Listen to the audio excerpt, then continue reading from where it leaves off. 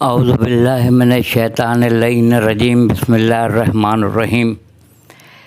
آج میں سورہ شمس قرآن مجید کا 91 نمبر کا سورہ ہے 91، سورہ شمس، جس میں اللہ تعالیٰ نے 11 قسمیں کھائی ہیں، جس میں 3 تو اپنی ہی قسمیں کھائی ہیں، اور میں اس کا ترجمہ پڑھوں گا۔ اور اس میں ایک نقطہ ہے جس کی طرف ویسے تو ساری آیتیں غور طلب ہیں، مگر ایک خاص نقطہ ہے جس کی طرف توجہ مبذول کرانے کے لیے یہ میں اس کی کلپ بنا رہا ہوں۔ کوشش کر رہا ہوں اللہ تعالیٰ کی ذات سے کہ اس میں مجھے کامیابی عطا ہو۔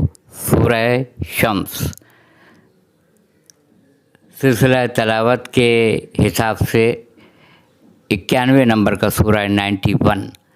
پہلی آیت یہ ہے، بسم اللہ الرحمن الرحیم، سورج کی قسم اور اس کی روشنی کی، یعنی سورج کی بھی قسم کھا رہا ہے اور اس کی روشنی کی بھی قسم کھا رہا ہے۔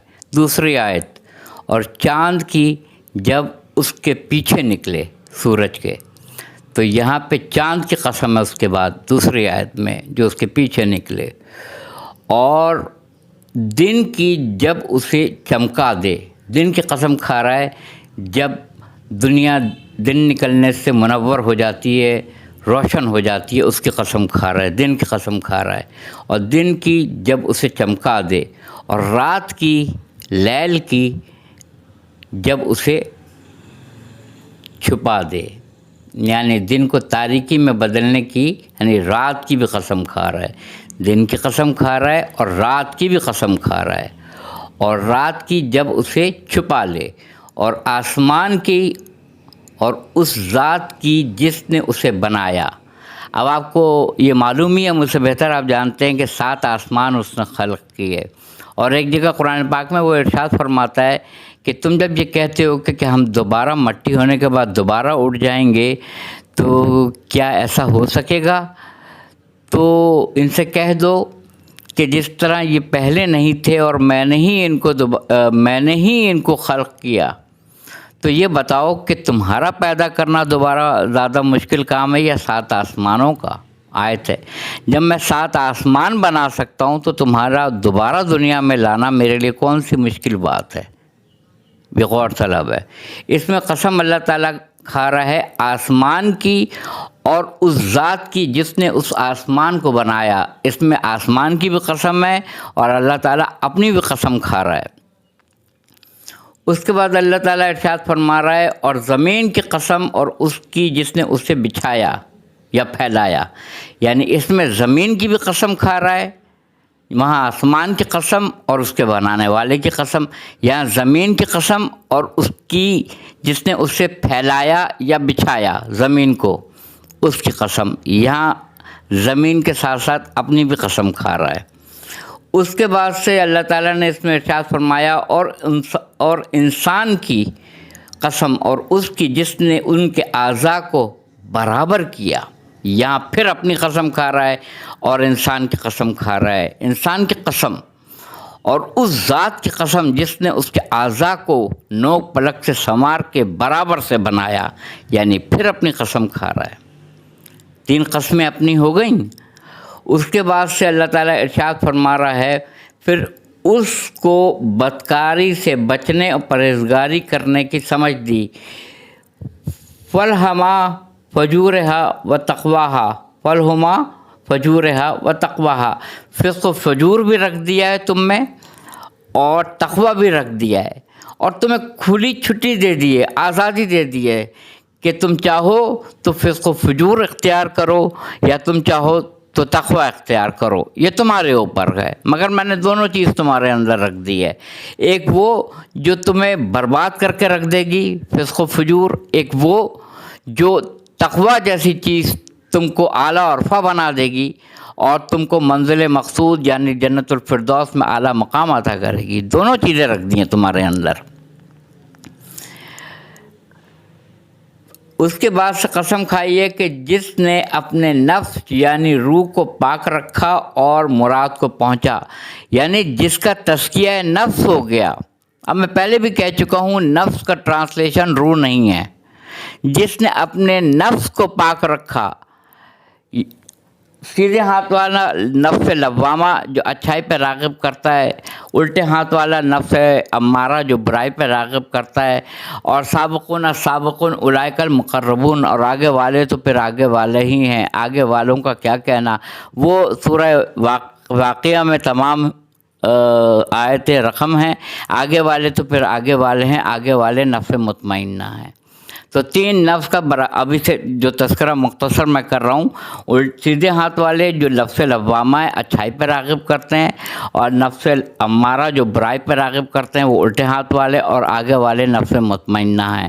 جہاں خدا بندے سے خود پوچھے بتا تیری رضا کیا ہے، کیا کہنا ہے. اچھا، اور جس نے اسے خاک میں ملا دیا وہ خسارے میں رہا، یعنی اپنے نفس کو، اپنے نفس امارہ کو غالب کر دیا نفس لوامہ پر جو اچھائی پہ راغب کرتا تھا.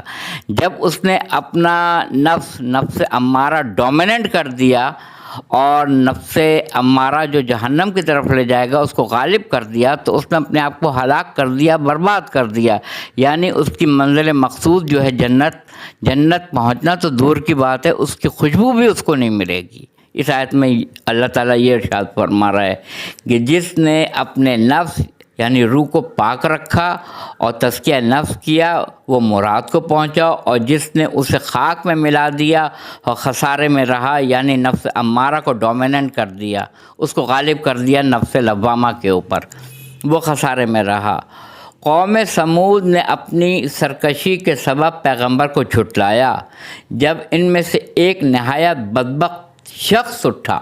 بس اسی کی طرف اشارہ کرنے کے لیے میں نے یہ ویڈیو بنائی ہے، تاکہ اس میں جو اہم نقطہ جو اللہ تعالیٰ ہمیں بتانا چاہ رہا ہے وہ میسج پہنچ جائے کسی صورت سے. اور قوم سمود کے اوپر دشنام ترازی آئی ہے، اللہ تعالیٰ کی طرف سے مذمت آئی ہے.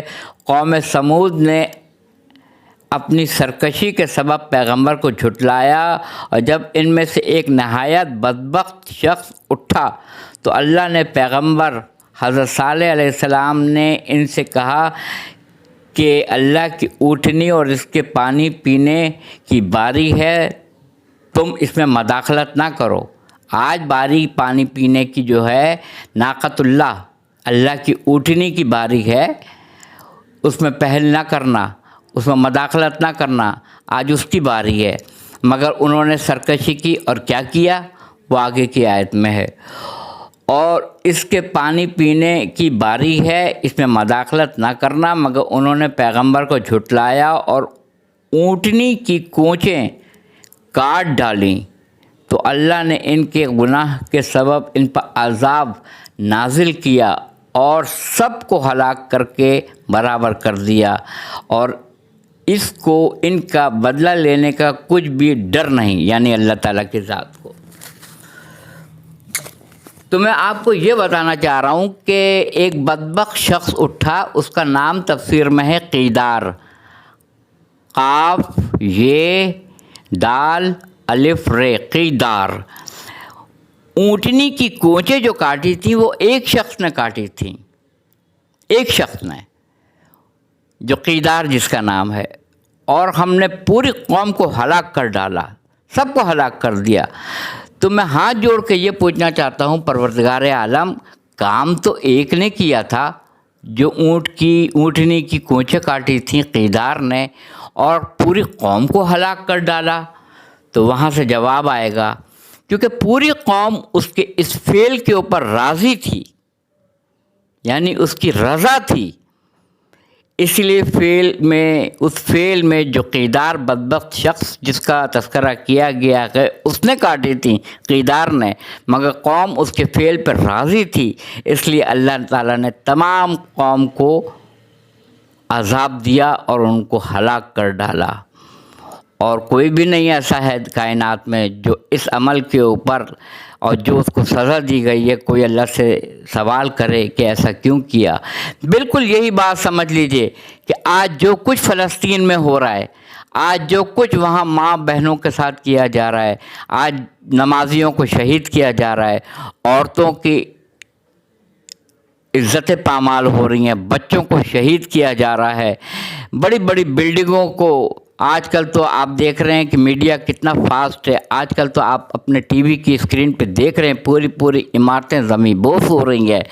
اور اس سورہ کا انتخاب میں نے اس لیے کیا تھا کہ فعل ایک آدمی نے کیا تھا، سزا پوری قوم کو ملی. تو آج اگر فلسطین میں جو کچھ ہو رہا ہے اور تمام مسلم ممالک خاموش بیٹھے ہیں، بولنا ہی نہیں، علم ہے عمل کرو، اور یقین ہے اگر اللہ تعالیٰ کی ذات پہ اقدام کرو. اگر علم ہے تو عمل کرو، اور اگر یقین کامل ہے کہ اس کے روبرو انا للہ و انا الیہ راجعون ہے، کہ اسی کی بارگاہ سے آئے ہیں اور پلٹ کے اسی کی بارگاہ میں جائیں گے، تو اقدام کرو. تو تم دیکھ رہے ہو کہ ماں بہنوں کو کس طرح سے ان کی عزتوں کو پامال کیا جا رہا ہے، کس طرح سے بچوں کو شہید کیا جا رہا ہے، مردوں کو بوڑھوں کو شہید کیا جا رہا ہے، کس طرح ان کو گھروں سے نقل مکانی کرنے پہ مجبور کیا جا رہا ہے. کس طرح سے کیا ہم پسند کریں گے کہ ہماری ماں بہنوں کا سر پکڑ کے بال پکڑ کے ان کو زمین پہ گھسیٹا جائے اور ان کو مکانات سے نکالا جائے، اور ہمارے بزرگوں کو ان کے کمروں سے کھینچ کے گھسیٹ کے باہر نکالا جائے اور ان کی تکذیب کی جائے اور ان کی مذمت کی جائے، گولیوں سے ان کے جسم کو چھلنی کر دیا جائے، جو نمازی ہیں ان کو نماز کے حالت میں ان کو شہید کر دیا جائے. عمارتیں زمین بوس ہو رہی ہیں. کتنے اسلامی ممالک ہیں، مراکش ہے، مصر ہے، اردن ہے، ملائیشیا ہے، انڈونیشیا ہے، عراق ہے، ایران ہے، پاکستان ہے، لبنان ہے. کتنے مسلم ممالک ہیں جن کا میں نام لوں، نائجیریا ہے، ایک سے ایک اسلامی ممالک ہیں، سعودی عرب ہے. یہ سب کہاں ہیں؟ بولنے سے کچھ نہیں ہوگا، عملی اقدام اٹھانے کی ضرورت ہے، عملی اقدام. اور خاموش اگر آپ رہے تو خاموشی نیم رضامندی ہے. یہ آپ نے سورہ والشمس میں دیکھ لیا کہ کیا تھا قیدار نے اور سزا ملی پوری قوم کو. کہیں ایسا نہ ہو کہ فلسطین کے معاملے میں سب کٹہرے میں کھڑے کر دیے جائیں اور سب واصل جہنم ہو جائیں. ابھی بھی ہمارے پاس وقت ہے، ابھی بھی ہم اقدام کر سکتے ہیں، ابھی بھی ہم اسرائیلیوں کی ان کا آئینہ ان کو دکھایا جا سکتا ہے، ان کے لیے بولا جا سکتا ہے. ابھی بھی ہمارے پاس وقت ہے.